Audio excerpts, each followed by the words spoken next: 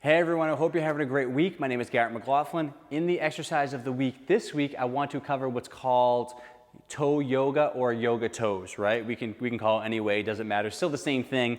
But simply, what is the dexterity like at the toes? Can I control my toes and allow them to move independently? One thing you'll notice, whether it's lack of attention, whether it's wearing poor or tightly fitting shoes, or past injury, again, surgery, people with bunions, bunionectomies, neuromas, different things, plantar fasciitis, fasciopathy, different foot injuries in the past, is we lose the ability to really control our toes. So similar to our fingers, right? We should have good dexterity of our toes, but a lot of times we're doing these fine movement, fine motor skills on a daily basis with our hands. We're writing, we're typing, we're doing different things, and we can really connect and do this just unconsciously. However, when it comes to the foot, we kind of just lock our foot in the shoe and we don't think about it. We expect it to do its job, but we don't really address what its goal should be, is that's moving and being in a nice controlled manner. So one thing I always recommend when it comes to the foot is I see some people that are really good at toe yoga that can't do the lift, spread, reach, right?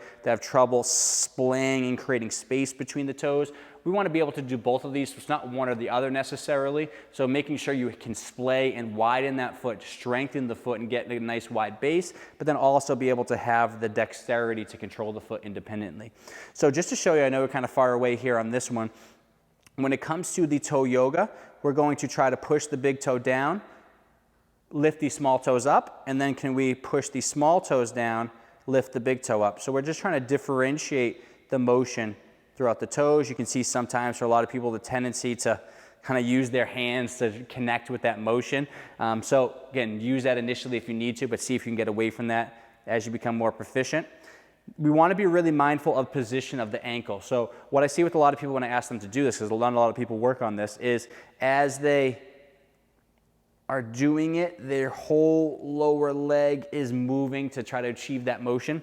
We want to respect the position of this lower leg, ankle, and foot as much as possible. So if we can stay neutral, that's our goal. Of course, again, if you need to cheat early on, I'm all for it, right? If cheating allows you to get better as you go, and then you can do this with more form, better form and finer detail, that's okay to me. I don't think a lot of people really struggle here, and I think sometimes unless you cheat, it just takes a long time to get good at this exercise. So this is the most simple way to do it, is really keeping good alignment throughout the ankle and the foot, working on big toe up, small toes down, small toe, big toe down, small toes up, right? Just working through that range of motion. Seeing how we do on both sides. So I notice already my left big toe is almost kind of a little bit more hidden under that side. I have a little bit less control and strength of that big toe.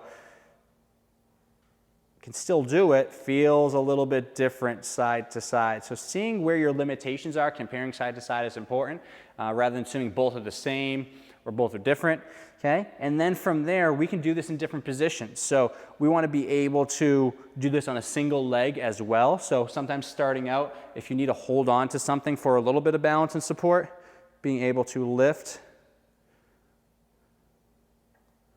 a little bit harder, right? I'm trying to maintain my tripod. Tripod is the base of the big toe, the base of the fifth toe, and the heel with this triangle shape. I want to maintain connection there at all times. That's a nice stable base as I move the big toe and the small toes independently, right? So doing it on a solid, stable surface like this, both feet on the ground, and then doing it single leg as well is a good progression. From there, what we can also do is we can play around with different motions. So we can extend, we can work on like the wave, right? I'm going from small toe to big toe. I'm extending. Small toe, one at a time is coming down. I can come down. I can try to, tough, going the opposite way, right? I can see if I can try different variations of that, but just trying to improve overall dexterity of the foot.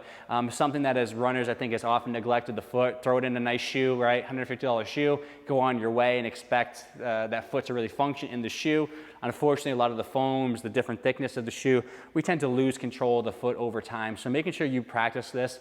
Now, I have people that sit at work, right? They're at a stand-up desk, or they're sitting down underneath the desk, their shoes are off, they have toe spreaders, they're working on toe dexterity and those little things, and they can just simply move their toes kind of on demand. So making sure you respect this overall function of the foot. Dexterity is something we want to maintain and preserve as much as possible.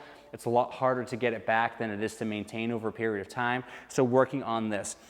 No really recommendation in terms of sets and repetitions. Just doing this on a consistent basis, maybe once a day, a couple times a week, depending on your needs, how challenging it is for you. If this is hard for you, doing this in small bouts consistently throughout the day, doing it 3 times a day, in the morning, at lunch, at dinner, just doing a couple repetitions, that will come, right? We're looking at neuromuscular activation as opposed to strength of the foot. So we just want to do that consistently. We want to tap into the brain, the nervous system, how it controls those muscles and those joints. So doing that consistently as opposed to a lot of repetitions at one time and only doing that once a week, which won't get you so far. It will help you, right? It's better than nothing, but we want to do it consistent throughout the day if we really struggle here. So that is toe yoga. Do it on 2 legs, do both feet, do single foot, go seated, go standing, go single leg, work on different variations of 1 toe at a time in different directions. See how well you can do. Do not claw the toes though, right? Toes are long and flat. You can see with me, as I go and big toe down, small toes up, I have a tendency on a couple of these toes to kind of grip down, right? This is showing there's a little bit of imbalance or lack of control at my foot. So I want to be able to keep those toes nice and long, elongated, and then put them down long and stretched out as much as possible. So really look at the foot and see what it's doing. If you have any questions about toe yoga, feel free to drop a comment below. I hope you enjoyed the video today. Work on this, try this daily, let me know how you're doing with it, and I hope you have a great week. Thank you.